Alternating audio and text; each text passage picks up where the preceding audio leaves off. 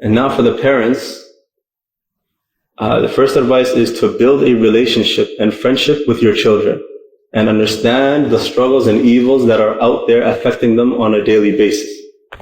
Sit them down consistently and pick their brains.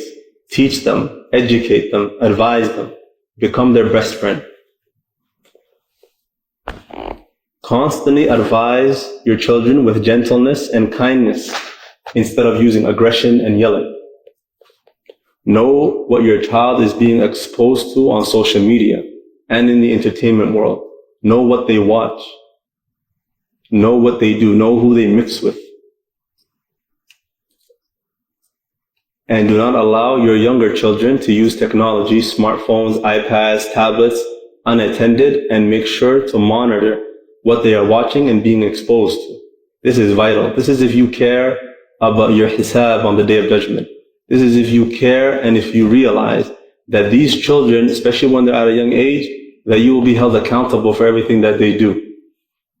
And it is not an excuse that, oh, what can I know? What do I know when they leave the house, what they do? And that is your responsibility. If you've done everything you could in this manner or in this regard, and then afterwards, due to the qadr of Allah, whatever happens, then okay. However, if you yourself have neglected your child, then this is the time to change that. If you have the ability to leave the West, do so and never look back. If you do not have the ability to do so, however, work towards it and do not make the West your home. There is nothing left here but apostasy. It is already happening and no one is safe. The end goal and the end result of being here is no longer my son or daughter is now doing drugs or drinking alcohol or has a boyfriend and girlfriend. Those things, in comparison to the deviation that exists today, are minor in actuality. Those things are minor. The end goal and what is actually happening at a very, very high rate now are youth leaving the fold of Islam and actually being proud to have left the fold of Islam. And that is the danger that we are facing now.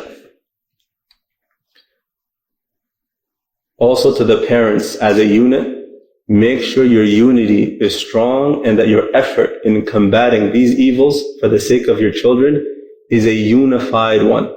And not one where one parent is allowing it and negligent and the other is forbidding it.